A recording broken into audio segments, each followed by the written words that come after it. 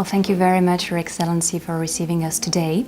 My first question is about the European elections we are approaching, and what is exactly your prediction with the composition of the next European Parliament, and what would be the most urgent challenges that the European Commission and the European Parliament will have to address?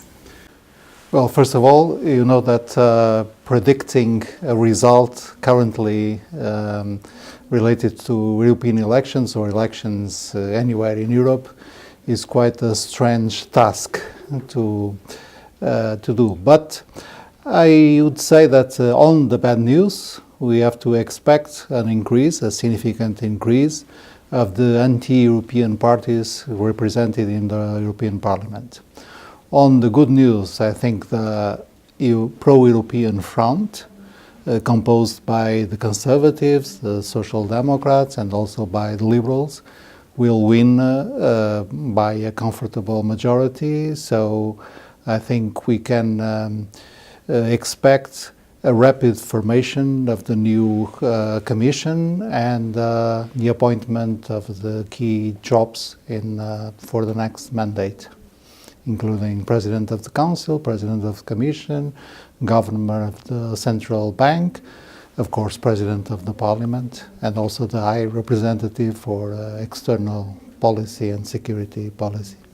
And among the urgent challenges that the European Union is faced with, we also have Brexit, which has been a centerpiece of European politics for the past 3 years.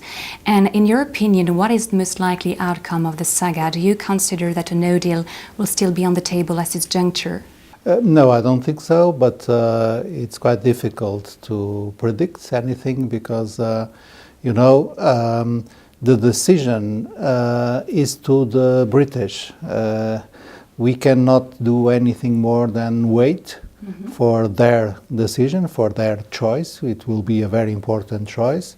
And from the point of view of Portugal, since the beginning of this process, we made it clear that for us, if the United Kingdom at any point of the process wishes to reverse its position and decides to remain in the European Union, for us it would be perfect.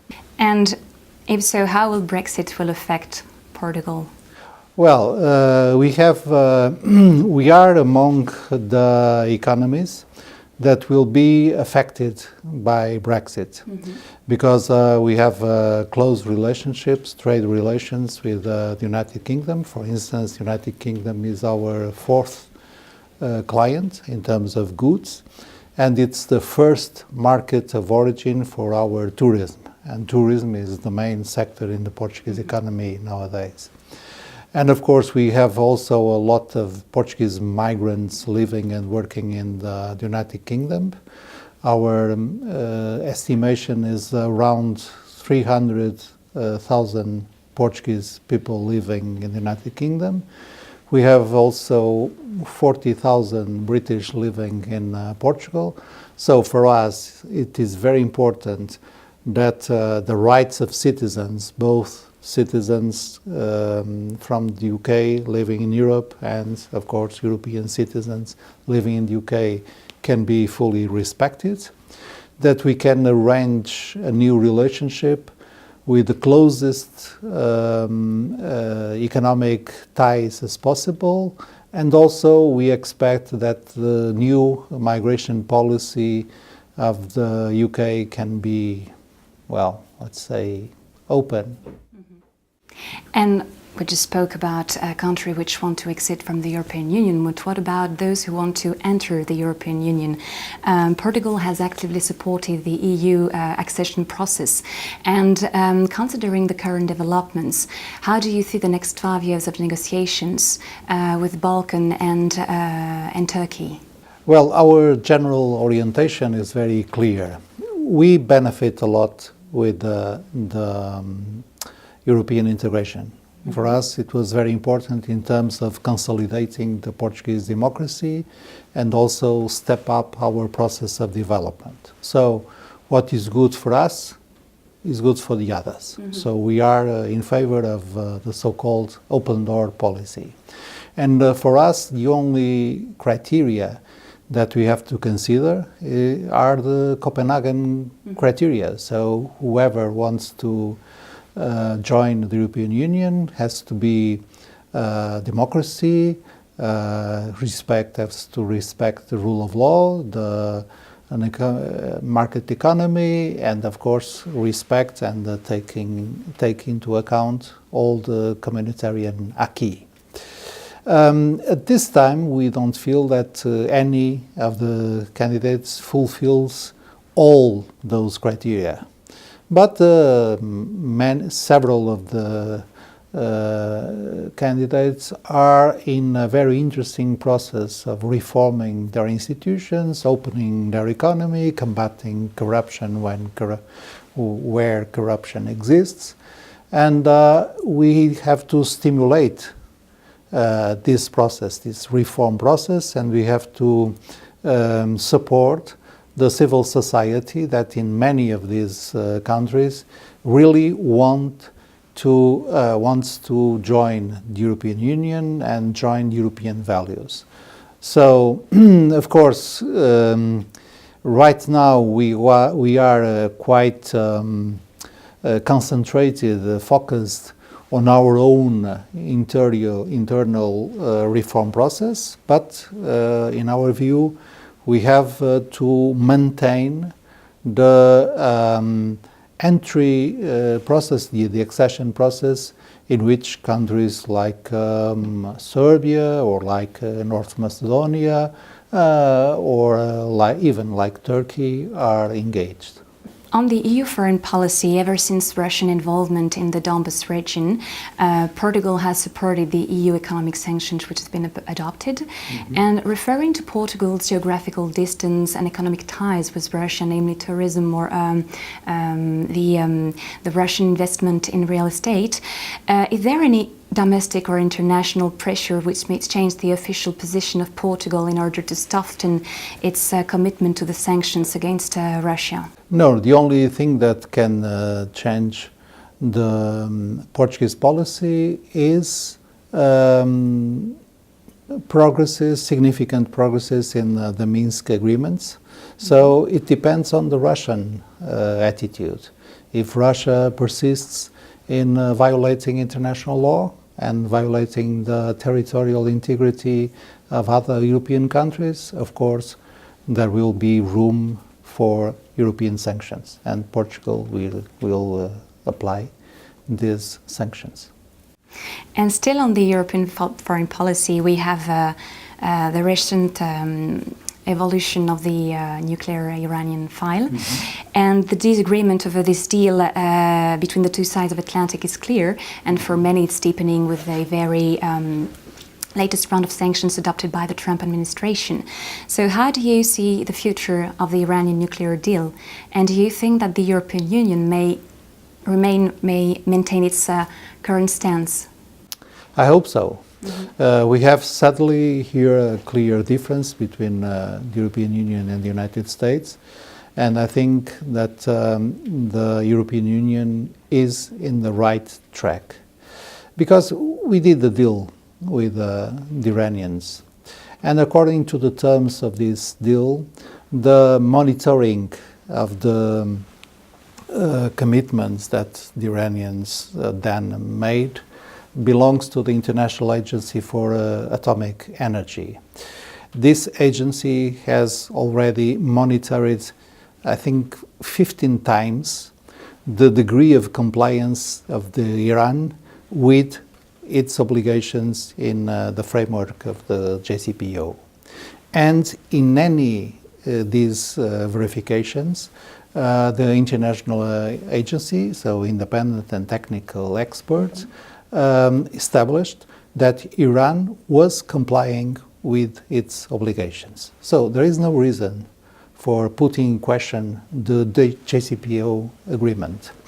Of course, there are other domains in which Iran remains spoiler, and other domains in which Iran still violates international rules and European values. For instance, their program for ballistic missiles, and also their flagrant, blatant violations of human rights.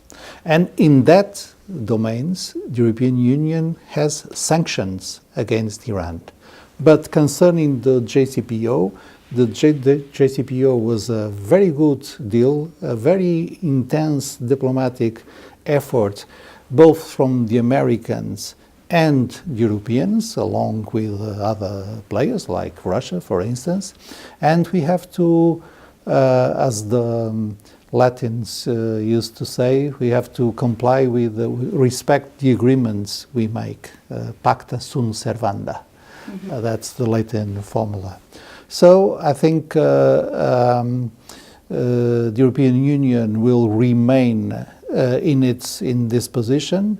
And of course there is another issue, because the sanctions that the Americans are applying are not applicable in the European Union itself. We don't accept this idea of extraterritoriality, it's a difficult word to say, of American sanctions. We decide by ourselves, and I think we will remain committed to the JCPO. But of course, as many of my colleagues have already said, we are in a very difficult moment concerning our relations with Iran, the relations between the United States and Iran, and this triangle, Europe, Iran, United States.